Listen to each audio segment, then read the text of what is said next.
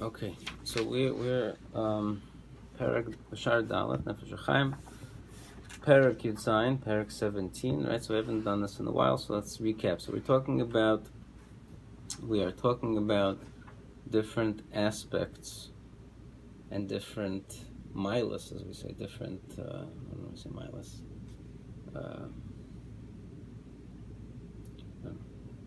great things that come that are connected to learning Torah, right? Shar Dalet is Nefesh HaChaim's Shar that deals with Limud Torah.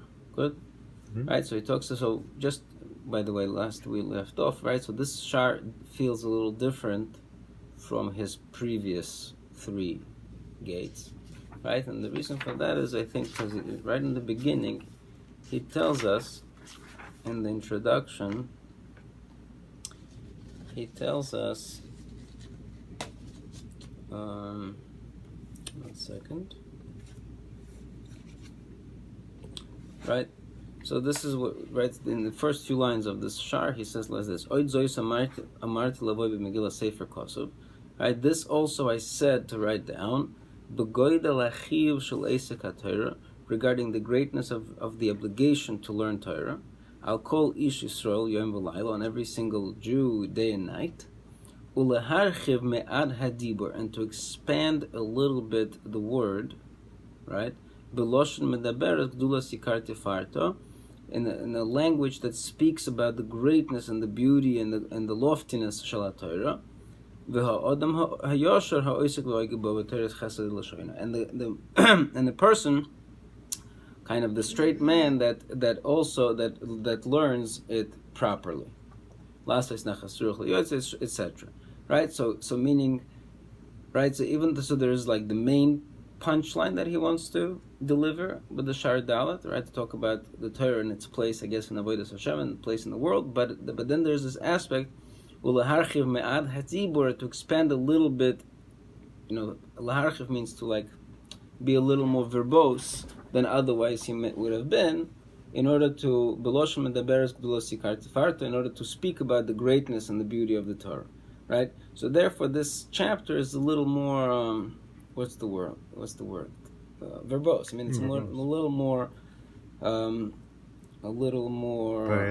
poetic. Yeah. So it's the long route, right? And why does he do that? He continues over here. Why? Because you need to support those that learn it. Because so many already days in Israel, that the level of the learning went down with in every generation. Now in our generation, our great sins, it has fallen greatly. Okay, so therefore, he feels like he needs to address the all the different aspects of it. So what was said so far? We're not going to go into everything, but basically, right? So the idea was, his main idea of the chapter was, what is Torah Lishma? What does it mean to learn Torah for its own sake, right? And that is that's right. It's to differentiate that mitzvahs we do for the sake of Hashem. Torah we learn for the sake of learning Torah, for the sake of knowing Torah, for the sake of really understanding the Torah. The fact that it's also for Hashem, that's almost secondary to what the ideal. The ideal of learning Torah is lishma. Lishma means for the sake of the Torah. Why is that so? So then he goes through it, that when a person learns Torah, he returns the creation to the Bereshis, to the beginning, to its idealized state. Why? Because Torah really precedes the creation. So when a person is bringing down the words of Torah into the world, right, he is kind of recreating the world in a more perfect form. And therefore, he's also bringing blessing into the world, and he himself is blessed because he becomes the conduit for the blessing. He also, every time a person learns Torah, it's as if he's returning to Mount Sinai and to Har Sinai, and the words that a person speaks, it's as if those words are given at Har Sinai, because that connects, I guess, to the infinite nature of Torah, right? Because what is Torah at the end of it all? The end of it all, it's the Ratzon Hashem, it's the will of Hashem, and it's the word of Hashem. When a person learns Torah, it's as if like really the word of Hashem is like emanating from his mouth. Right? So these are the things that he said. And then he said, also, so the Torah brings blessing into the world, and he becomes like that conduit for the blessing. He's the source of the blessing. And the Torah also brings protection into the world. Right? So that it protects from paronias, it protects from even this when a person does tshuva on the sins that he committed, and even though there are certain sins that the person has to still experience yisurin, so the Torah protects from those yisurin.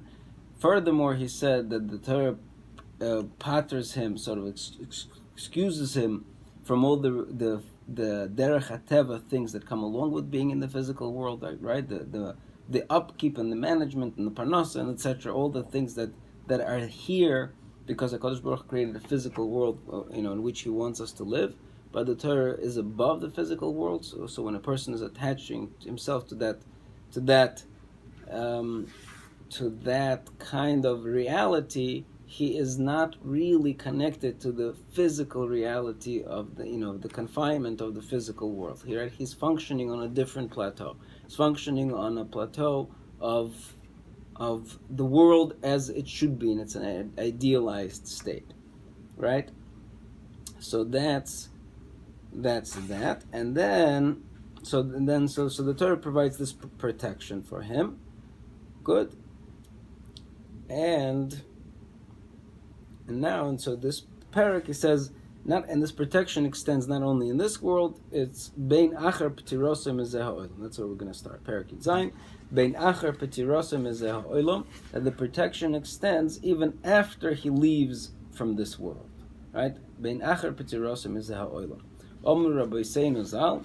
So our rabbi said, Talmidei Chachomim, ein ur shel Gehenim shoylet behem. The fire of Gehenim cannot shoylet, it does not have control over them. Right? V'chein omru shom. They also said there, Talmid Chacham shesorach ein toirosoi nimeses. So a Talmud Chacham that made it I guess that shesorach means that he spoiled, meaning in other words that he did some kind of an avera.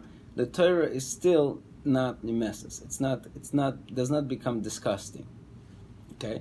So that's an interesting point, because you would think it should become disgusting, because what do you mean? To him or of him? Meaning you presume, right? You presume that here's a Talmud Chacham.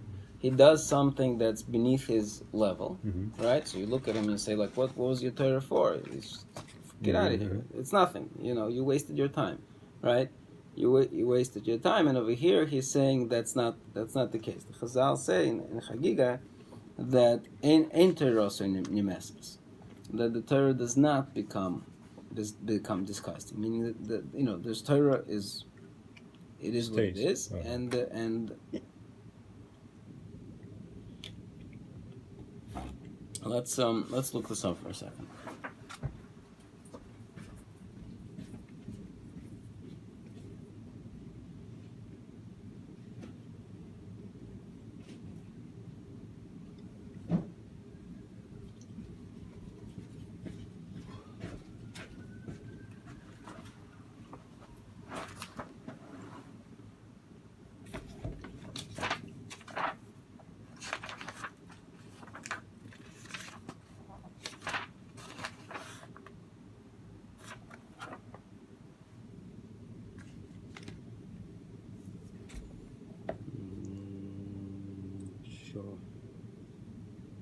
What do you have? Do you have the source? I don't have it. I was trying to figure out where Luca. Chav Zayin Amid Aleph. That's good. Because mine says Chav Zayin Amid Beis, and that would be quite impossible. Oh. Because there is no Chav Zayin Amid Beis.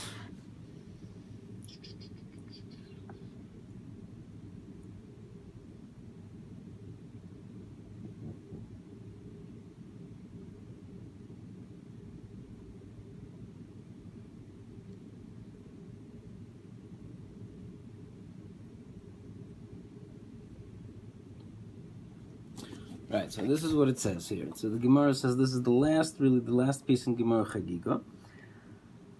Omar Rabbi Avohu, Omar Rabbi Lozer, Talmidei Chachomim ein ur shel Gehenim sholetes behen. Right, the fire of Gehenim does not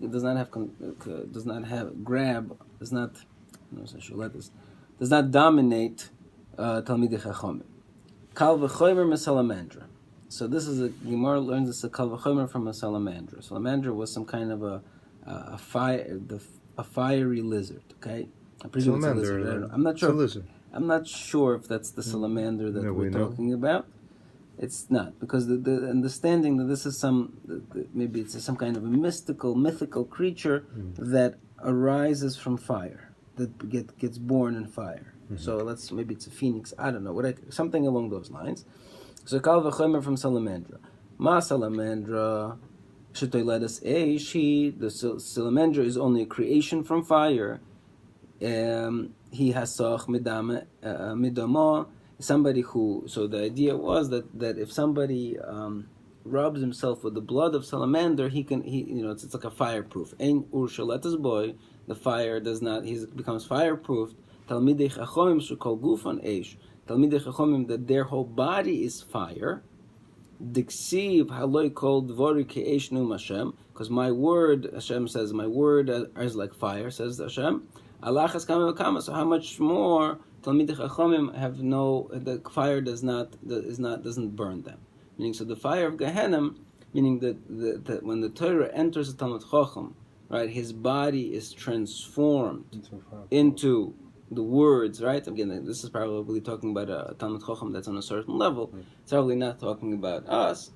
I presume it's not talking about us, because I don't know to what degree do we become one with the words of Torah, but presuming a real Talmid Chacham who becomes one with the words of Torah, so his physical nature is transformed into the words of Hashem, which is fire. So fire doesn't get burned by fire. That's the simple kind of mathematics on what's going on here.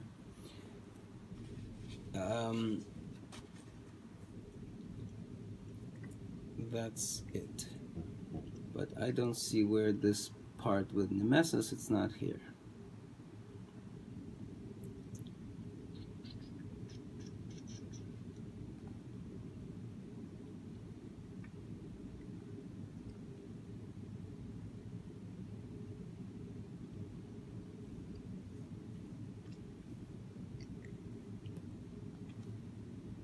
So the quote ends here.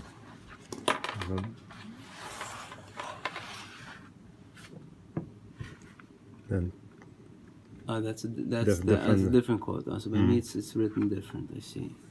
So that's from Tesavov base. Okay.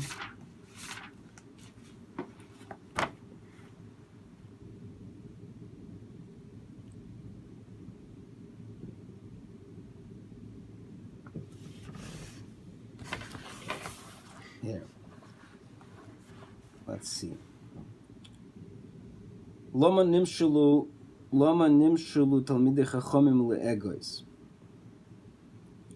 Why are talmidei chachomim compared to an egois? Egois is a almond. Loimer lecha, to tell you, ma egois afal pishem meluchloch petit. Even when an egois gets dirty in mud, ubetzoya, or in excrement, ein mashu b'soicher nimas. But what the internals, right, because it has a good protection, right, it has a good shell, whatever's inside does not become disgusting. Av talmid chacham afal pishu sorach. So even talmid chacham who is sorach, who spoils, who something obviously does something inappropriate, ein toirosoi nimesas.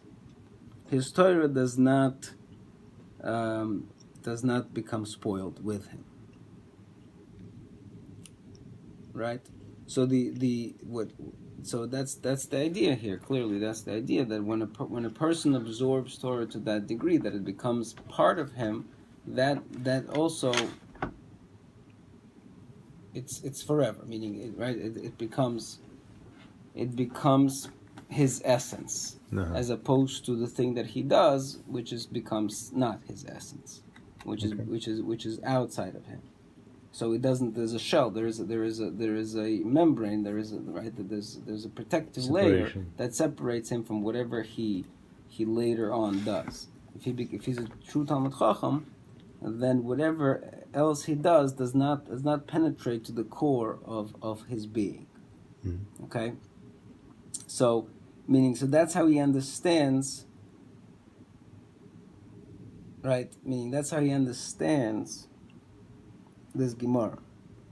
That's how he understands this Gemara. So that's an important point that he's making. Meaning, if you read the Gemara, there's no other way to understand it really, because, right? If a Talmid Chacham is a true tzaddik and is perfect, then I don't need the protection from Torah from Gehenna, right? If the Torah if the Gemara is telling me, listen, Talmidei Chachamim are protected from Gehenna. Well, why would they need protection from Gehenna? Isn't Gehenna a purge for somebody who sinned? Mm-hmm. Right? So, Elamai, we're talking about this Talmid Chacham has to go to Gehenna. Right? He has to go to Gehenna. But even though he has to go to Gehenna, that Torah that does not become disgusting because it's like a shell and it protects him and he takes it into the next world, that Torah protects him from that Gehenna. Mm-hmm. Right? So that's the big chiddush over here. Meaning, even if he deserves, he gets the free right. Right. Kind of glides through and doesn't touch him. Well, right. It doesn't say he doesn't go. It doesn't say that he doesn't go. Right. He doesn't get a free pass. It's not a get out of jail free card. It's a you go, but it doesn't. Whatever. Again, we don't know what Gehenna is, but it doesn't consume him to that full. Shoylet by him. It says it doesn't have control over him. It doesn't have dominion over him. So obviously he has to go. He has to go. But just like, it makes sense. If we look at the Avera, that it becomes more external to him, then the punishment would also mean the Keneged Midah be more external to him than as opposed to more of internal punishment, right? Which is, again, it's hard to understand. How do you reconcile this? Because on one hand we say, HaKadosh Baruch Hu is midachtekim tzadikim kichut asayra, right? We say that HaKadosh Baruch Hu is more stringent with tzaddikim, right? We find them, they do a little sin, and Hashem, unleashes upon them punishments that we can't even imagine, right? On the other hand, Rishoyim, Esav, he cried tears. Oh, the reward is forever, like for a second, right? So again, we could say that there's this world and the next world, right? That Hashem gives the Rishoyim their punishment in this world in order to give them a much more of an internal punishment in the next world. But again, that doesn't seem enough. Also, psychologically, we think, if a person learns Torah, then so then there's a Chil Hashem involved here. There is a Chil Hashem, right? One of the ways to be Mechal Hashem is if a Talmid Chacham does something inappropriate, right? That's a much more of a greater Chil Hashem. That's a halacha. Meaning, right? There's two types of Chil Hashem. There's a Chil Hashem when I do an Aveira in front of 10 Jews, right? Public desecration of God. That's the definition of Chil Hashem. Then there's another type of a Chil Hashem where a Talmid Chacham, or a great person does something that's beneath his level. That's another type of Chil Hashem. But that's a halachic Chil Hashem. That's not just, it doesn't look nice. That's a halachic definition of Chil Hashem, upon which, the Sharei Tshuva says that, Chil Hashem, Sharei Tshuva has 4 levels of Averis in the way you do Tshuva for them, right? If it's a mitzvah positive commandment, Sharei Tshuva says, okay, he does Tshuva, and it's all good. If it's a negative commandment, he does Tshuva, and he waits for Yom Kippur, and then he's good. If it's a negative commandment with Kares, then he has to do Tshuva, then Yom Kippur, and Yisurim. But if it's a Chil Hashem, then he has to do Tshuva, he has to wait for Yom Kippur, he has to get Yisurim, and it's still not forgiven until he dies. Until death. So death is the only kind of complete kapara for Chil Hashem, right? So going back to this Talmid Chacham of ours, who obviously we're talking about Talmid Chacham that's, the Rabbi Avoho says that his whole being is fire, right? Why is his whole being is fire? Because he absorbed the words of Torah to the point where he became transformed, right? And then later we find him, at a place where he shouldn't be. right? So we find him in a place where it doesn't belong, and we're like, okay, well, like, what's going on here? How did this work? All right, what's going on here? This is it's a huge chil Hashem, and yet he gets a free pass in Gehenna because he presumed this is external to him. It's like his teirasa enei nemesis. So how does that work? So let's see. Okay, let's keep going a little more, and then maybe we'll clear it up. Okay, so b'mishlei rab so b'posuk lohavin moshel malitza, and mishlei, it's right. The beginning of mishlei starts out. I'm going to give you mishalim. I'm going to give you parables. Why lohavin moshel malitza? So you can understand a parable. Umalitza, and malitza means like a riddle. Let's say a puzzle. Mm-hmm. Not exactly, but okay. So what is moshel malitza? The Midrash says zu haTorah atzma. The moshel malitza is really another way of describing the Torah. V'loma nikra shmo malitza. Why is the Torah called malitza? So it's a play on words. Shehim matzeles oiskeho medina shel Gehenna. Because the Torah saves a person from the judgment of Gehenna. Okay, so malitza, matzila, switching the letters around. So again, it's a play on words that the reason why Torah is called malitza is because it protects a person, saves a person from the dina shel Gehenna. V'shom, continuing, v'shom reish parsha bni im tikach amorai, in the same mishlei, it says, my son, if you take my words, Omer HaKadosh Baruch Hu Yisrael al Har Sinai, Hashem says to Klal Yisrael on Har Sinai, Im zechisim lehatzpin ulekabel teirosi v'lasoisoi. If you're going to merit lehatzpin, lehatzpin means to hide, to have a secret, right? Tzafun. Lahatzpin ulekabel teirosi v'lasoi. So to accept my Torah and to do it. I will save you then from 3 paronias. From the war of Gog and Magog, from the pangs of Mashiach, and from the judgment of Gehenna, and my mitzvahs you will hide with you, will protect with you. If you protect, if you hide my Torah, I will then, in Midah Keneged Midah, I will satisfy you from that good which is hidden for the future. Right? What is this great goodness which you have you have hidden for him? Okay, so again, so over here, the idea seems to be that, right, this tzofan, right, the idea of protecting something, of hiding it, right? If you hide the Torah, what does it mean to hide it? I don't mean to hide it. It means to meaning if something is dear to you, you protect it. Right? So over here, the idea is that you internalize it. You really, it becomes dear to you. You lahatzpin, so you hide it as something precious together with you. So then, in return, it will protect you in the future, right? You protect the Torah will protects you. You protect the Torah protects you. Okay, and let's continue.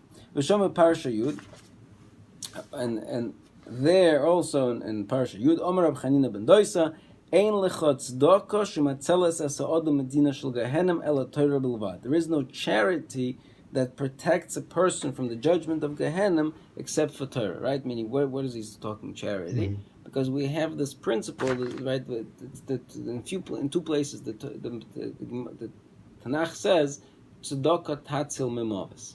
Tzedakah protects from death. In 2 places. So we darshan that one time darshan that it protects from physical death, another time we darshan that it protects from spiritual death, from Gehenna. So we see this similar protective qualities to tzedakah. Charity has, these also protective qualities. But comes Rabbi Chanina ben Doisa and it says, what's the greatest tzedakah that has protective qualities? That is Torah. Because Torah has the power to save you from the day of judgment. Va'afilu nischayev odom b'dvar aveira, and even if a person is chayev because of his sin, yochoi lo lehatzi lo yisay miyom adin. The Torah can protect him from the day of judgment. From here we learn that a person, that in a Talmud Chacham that transgressed an Aveira, the Torah protects him. Again, let's just continue. So he's trying to build this case that the Torah has this, from various sources, that the Torah has these protective qualities. We don't yet know, we don't fully understand why it has these protective qualities yet, okay? Well, let's see. Ubemidrash Tehillim Mizmar Yutes. Now we're going to Tehillim. Uskufosoi ve'in nister mechamosoi. Right. This is from the Tehillim that we say on Shabbos. Right. That nothing is hidden from his son. Rabbi Yochanan and Rabbi Shimon ben Lakish Amri Tervayu. They both say Ein Gehenim le'osid lovi. There is no Gehenim in the future. Ela hashemesh hazu. This sun itself is going to inflame the Rashaim. Shenemar hine hayoim bo boyer katanor, for the day will come which is burning like an oven. V'hoyu kol zeidim, etc., etc. V'lihet oisom, and they will be burnt.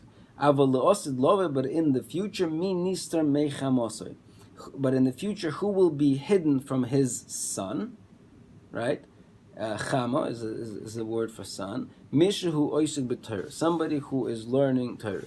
Maksiv acharav Torah is Hashem Tamim, because in the next pasuk says Torah is Hashem Tamima, right? The Torah of Hashem is pure. Meshivas Nefesh, returns the soul. V'cheinu oimer, and it's similar. It says ein choshech ve'ein tzalmovis. There is no choshech, there is no darkness. Ve'ein tzalmovis, there is no shadow of death. Lihisoser shom poyalei oven, that will protect there the sinners. Umi nister, but who will be hidden? Mishahu oisig b'Torah, somebody who is learning Torah. Ayin shom, look there. V'kal v'chomer me Elisha acher, and the Gemara makes a kal v'chomer from Elisha, who is acher. Right. This is the Gemara, the same Gemara over here in Chagiga, right? So we know that Elisha, right? There's the story of Elisha who became acher, who was the Rebbe of Rabbi Meir, right? Who was a big Talmud Chacham, and then he went off to Derech, right? And so that's that Elisha. So we have a Kal V'chomer now from Elisha. She'omru, the Gemara says over there, Lo meidan nidaini mishum degomer araisa. They don't judge him because he learned Torah. Let me see if I could find it here.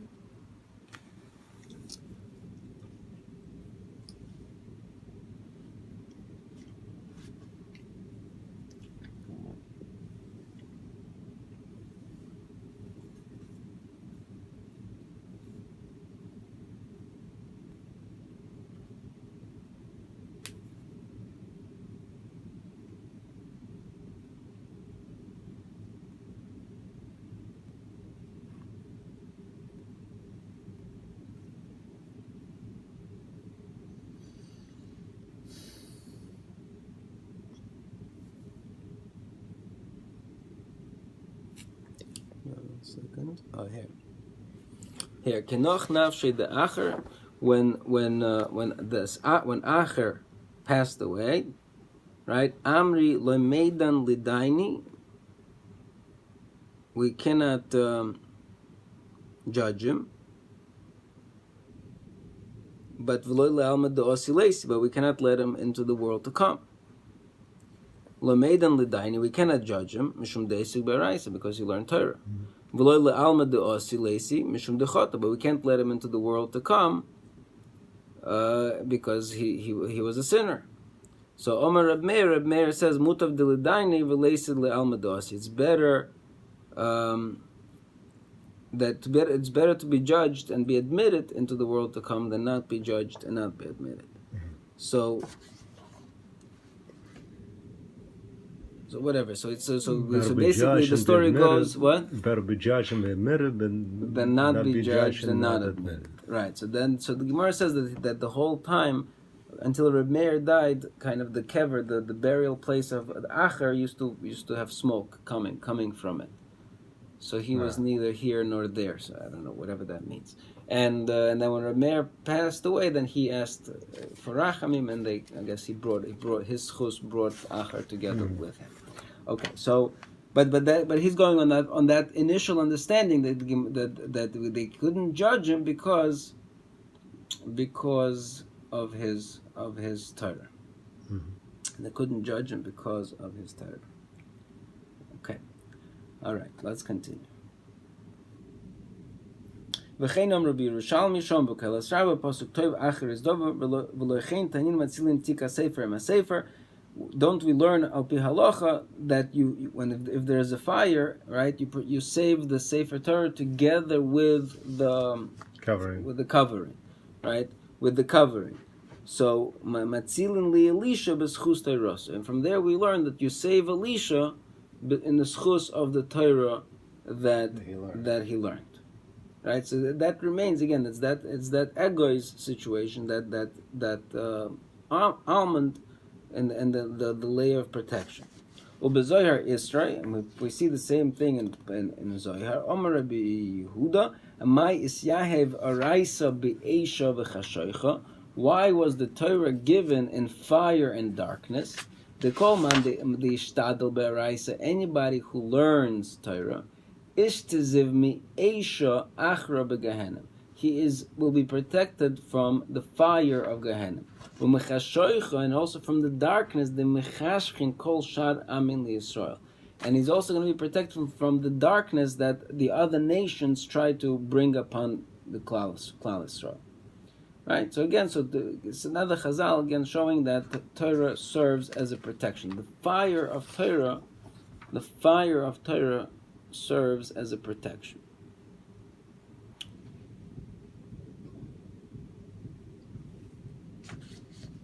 Okay.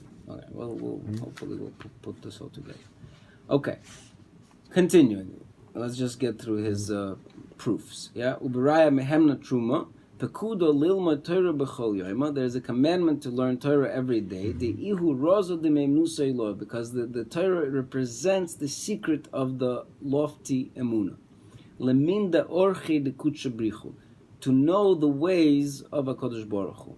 The chol man de yishtadel be'araisa, anybody who puts his effort in learning Torah, zochi behai alma, he is cleansed. It should mean he merits. Okay, maybe they translated as merits in this world. V'zochi be'alma de'osi, and he is also merits in the world to come. V'ishtaziv mikol kitrugin bishin, and he's also saved from all forms of persecution. Begin the raisa rozo de memnusa ihi, because the Torah has the secret of emuna, of faith. The man the isasik bo isasik b'memnusa Eloi. Whoever learns Torah is being involved in the lofty emuna. Ashrei shchinta begavei deloy ta'adi minei. HaKadosh Baruch Hu rests his shchina in him, and to such a degree that it cannot leave him. And he cannot depart from him. Right? If a person is zoiche to that idea, it says that HaKadosh Baruch Hu is shoichen this shchina in him, and once that happens, that it doesn't get removed. Okay. Again, there's going to be problems here in the future for us, but okay. Ukemamorim zal, and like another statement in the Gemara, Shabbos al posuk oirech yomim biyamina, the length of days in her right hand, right? It says the pasuk says oirech yomim biyamina, and her right hand is length of days. Ubismoilo oisher v'koved, and her left hand is riches and honor. So the Gemara darshes l'mayminim bo, those that are right leaning with it, meaning they learn Torah l'shmo oirech yomim, they merit the length of days. V'chol shekain oisher v'koved, and certainly they also get riches and koved. V'hu, right? V'hu b'shnei ha'olamim, and he gets both worlds. In other words, oisher v'koved b'olam hazeh, riches and honor in this world, v'oirech yomim l'olam habo, and length of days in the next world. Why? Sheikah ha'oirech yomim, whenever the Gemara mentions the length of days, those words, length of days, hakavona le'olam shekulei orach. We're talking about the day the world that's always long, meaning future world, the infinite world. Which is what how the rabbis darshan these words. Oirich Yomim is a reference to Olam Haba. Zohar and a few other places. Right? So what does he want over here? He's saying that now this seems to be out of place. This seems to be out of place. This particular chazal seems to be out of place.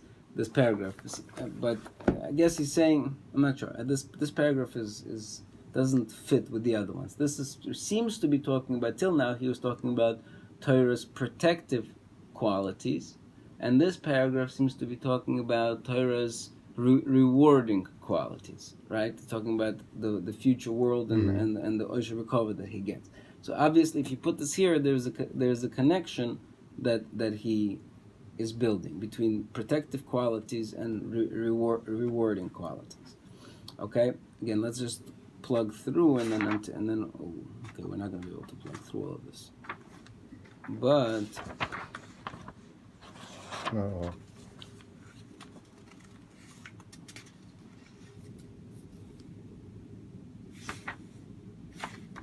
okay, 1 second.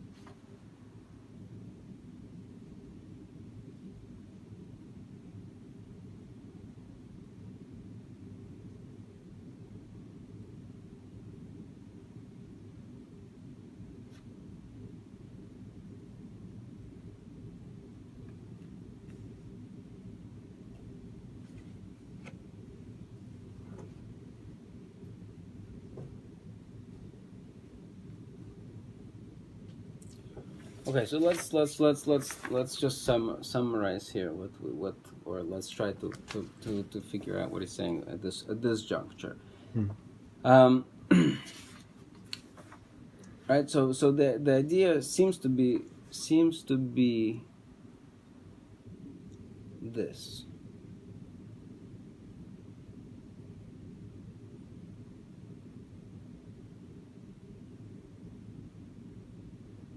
Right. The idea seems to be like this, right? So it's interesting. I mean,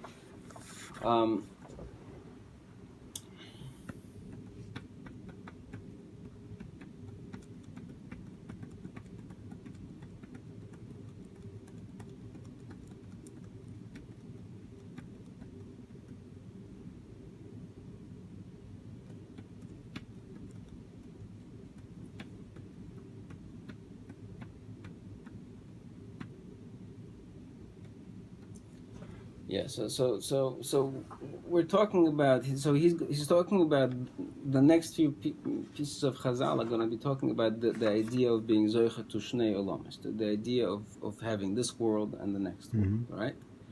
So meaning that this finite world, like we were saying before we started, right? This finite world, with all its limitations and all of its problems and all of its challenges and all of its, right? They do not affect a true Talmid Chacham, right? A true person who dedicates his life to learning Torah Lishma.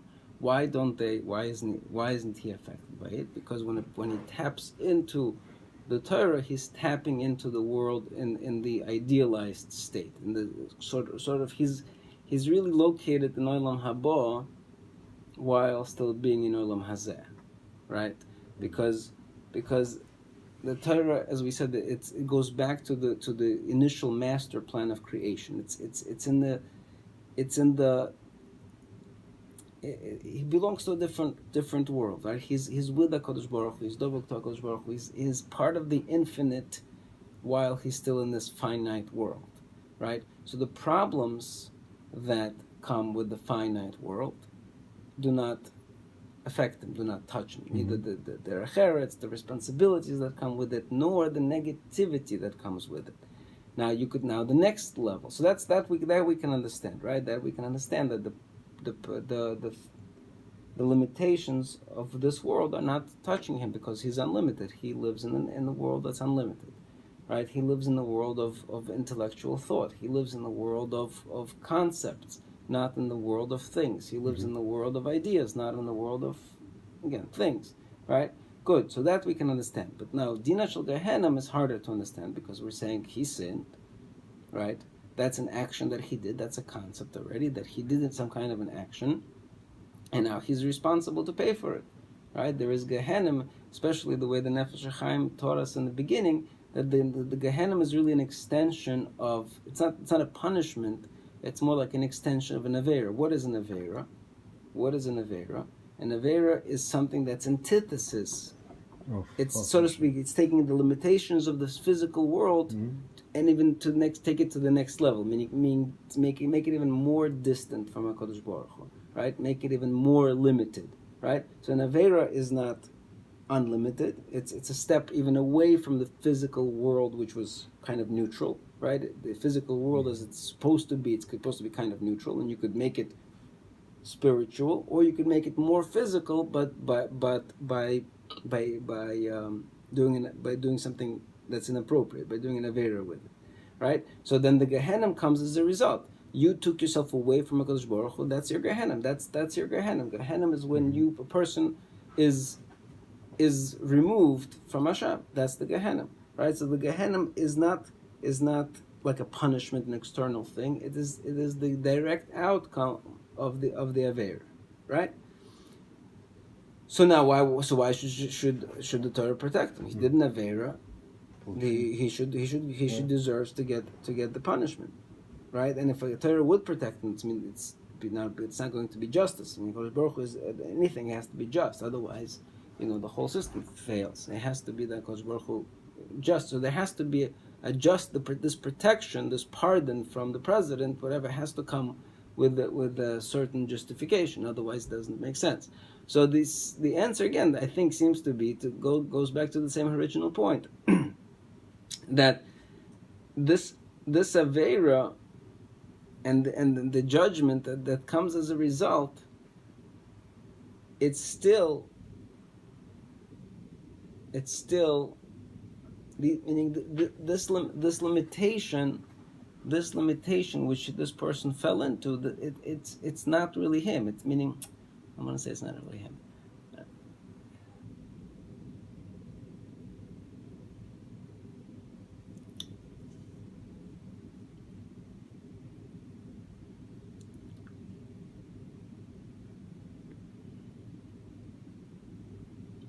Like, it's just, I don't know how to say, but it doesn't belong. It doesn't belong to the master plan, so to speak. That whole system of punishment. Again, we're not using punishment. The whole system of that limited reality, which HaKadosh Baruch Hu created for whatever reason that He created, in order to have this world with its free choice and whatever, right? That whole reality is still temporary. It doesn't really exist. It's not meant to exist. It's not supposed to be there. It's there for the reason that it's supposed to be there, but it's not really there in the true kind of things in the way the world was supposed to work, right? So a person who learns Torah, he really lives on a different plateau of existence. He is out there in, constantly dovuk to Baruch Hu. Like he says, Hashem consumes him completely. He's burnt, he is already all fire, so to speak, meaning he burnt himself out of this world. He's not limited by this physical by this physical world. So therefore, anything that's connected to physicality, anything that's connected to limitations, is not cannot touch him. He doesn't. It's not. He's not there. He's not there. He can't. By definition, he can't be there. Does that make any sense? I don't know if that makes any sense, but it makes sense to some degree. I'm saying he's not there. He doesn't belong in this world. So even if he did an avera with his bechira, but it's still it's a reality that didn't exist. It's a reality that's so little of reality that it's just a mirage. His real existence, again, we're talking about a person who's truly consumed by the words of Torah, meaning he lives an existence that's completely not part of the physical reality, the Avera reality, the Gehenna reality. Those things are just tools. They're just temporary tools, temporary mirages, temporary ideas that only exist, and he doesn't belong to that reality. I don't know. Okay, that's what.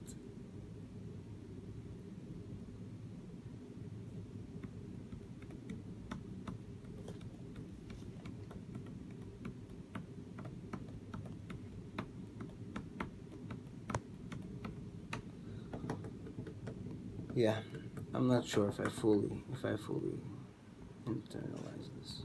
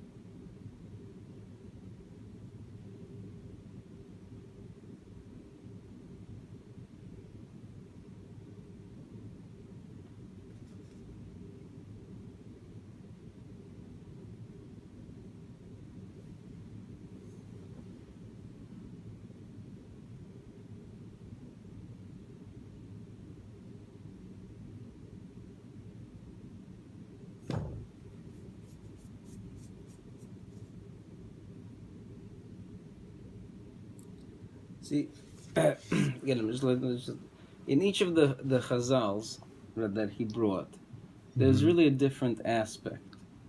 They really say different things, even though we treated them as one. It's protection. But if you look carefully, there is a different aspect in each one. The first statement from Chagiga said, "Listen, this Talmid Chacham is fire, Gehenna is fire, has no control over him." That's the first statement. The second statement from Chagiga says, "Listen, you got an almond. It's got a strong protective layer. Whatever happens on the outside doesn't affect its inside." Right? That's very different. The first idea was, I'm fire, this is nothing, right? The second idea is, I have a protection. There is fire here, and it's surrounding me, but it doesn't penetrate, right? That's the second statement. The next statement said.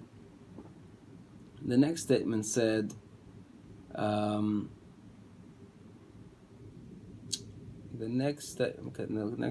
perhaps it's just talking about saving in general. The next statement was compared Gehenna to sun, and it said that nobody can hide from the sun except the Talmid Chacham. Talmid Chacham is hidden from the sun. So at that point, it sounds like the fire of Gehenna doesn't even touch him because he's hidden from it, right? Okay. So right, so that's again. So the first layer says he's in the fire, but the fire doesn't do anything because he himself is fire. Mhm. The second says he's in the fire, but he's got a protective layer. This third member seems to be saying that he's hidden from it, right? He's hidden from it. The fourth statement talks about Matzilim Tika Sefer Masefer. We save the Torah cover together with the Torah, which means that the internal Torah that he possesses will also save his external. So again, the first layer said he has a protective layer, and so the internal is protected. This one's saying not only is the internal protected, the external is also protected in the schus of the internal. So again, that's a different statement. So these four statements of Chazal don't really, they're saying different things. In general, yes, there is a statement of protection, but there is a different method and a different type. So, which means that there are different aspects of Torah that provides a different kind of protection. Not what I was just saying, only that there's a general idea of, that you belong to a different world and that protects you. There's more to it here. There's clearly more to it here.